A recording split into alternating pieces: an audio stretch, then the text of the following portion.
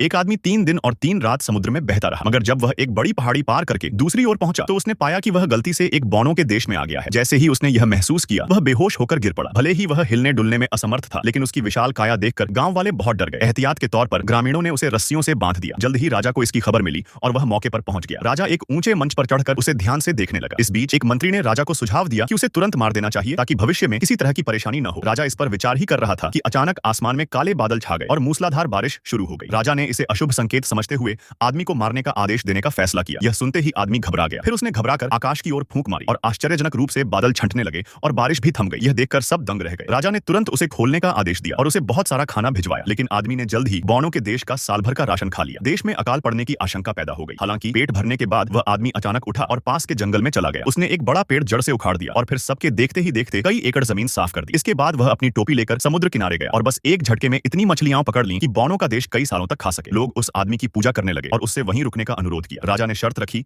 कि आदमी को दुश्मनों को हराने में उसकी मदद करनी होगी। पत्नी को खोजने की उम्मीद में आदमी ने इस शर्त को मान लिया। आदमी ने समुद्र में 2.5 साल तैरने के बाद आखिरकार दुश्मनों के जहाज तक पहुंचकर उन्हें खींच लिया। राजा ने सैनिकों को हमला करने का आदेश दिया, लेकिन उनके सबसे शक्तिशाली हथियार भी उस आदमी पर असर नहीं कर रहे थे। आखिरकार आदमी ने जीत हासिल की और बौनों के देश लौट आया। राजा ने उसे सम्मानित किया और पूरे नगर में स्वतंत्र घूमने की अनुमति दे दी। धीरे धीरे राजा को लगने लगा कि आदमी की लोकप्रियता उससे भी अधिक हो गई है, जिससे उसकी गद्दी को खतरा हो सकता है। इसीलिए राजा ने उसे मारने की साजिश रची। उसी रात महल में आग लग गई, जिसमें राजा और रानी फंस गए। संकट के समय आदमी ने बड़ी सांस ली और आग पर फूंक मारकर उसे बुझा दिया। इससे राजा को सबके सामने शर्मिंदगी महसूस हुई। गुस्से में आकर उसने सैनिकों को उस आदमी को मारने का आदेश दिया। एक मंत्री ने दौड़कर आदमी को इस योजना के बारे में बता दिया। आदमी ने दुखी मन से बौनों का देश छोड़ दिया और फिर 7 दिन और 7 रात समुद्र में भटकता रहा। आखिरकार वह एक टापू पर पहुंचा, जहां उसने अपने जैसे ही 2 इंसान देखे, मगर जब वह पास गया तो पता चला कि वे असल में पुतले थे। अचानक एक विशालकाय आकृति उसकी ओर बढ़ने लगी। वह एक छोटी बच्ची थी जिसका कद 200 मीटर से भी कम था। डर के मारे आदमी का पेशाब निकल गया। आदमी तुरंत नाव पर चढ़कर भागने की कोशिश करने लगा, लेकिन वह बच्ची ने उसे पकड़ लिया और राजा के पास भेंट के रूप में ले गई। सौभाग्य से इसी महल में उसे अपनी पत्नी मिल गई। अगले दिन राजा ने आदमी को शतरंज खेलने के लिए बुलाया। अपनी पत्नी को अपने से भी बड़ा देखकर आदमी असहज महसूस कर रहा था। आखिरकार उसने राजा को हरा दिया, जिससे राजा अपमानित महसूस करने लगा और उसने आदमी को पिंजरे में बंद करने का आदेश दे दिया। राजा ने एक भूखा मगरमच्छ आदमी के ऊपर छोड़ दिया, जिससे वह अपनी जान बचाने के लिए संघर्ष करने लगा। आखिरकार वह दीवार पर टंगी एक विशाल तलवार खींचकर मगरमच्छ से भिड़ गया और बड़ी मुश्किल से वहां से बचकर भाग निकला। राजा ने उसे पकड़ने के लिए अपनी सेना भेजी, लेकिन एक लड़की ने उसे पास की नदी में फेंक दिया, जिससे उसकी जान बच गई। हालांकि राजा ने फिर भी पीछा किया और उन पर बड़े बड़े पत्थर फेंके, लेकिन उसका निशाना इतना खराब था कि दोनों बच गए। अंत में दोनों समुद्र में बहते हुए एक और द्वीप पर पहुंच गए, जहां उन्हें अपने जैसे ही लोग मिले और उन्हें उम्मीद जगी कि उनका सफर खत्म हो गया है।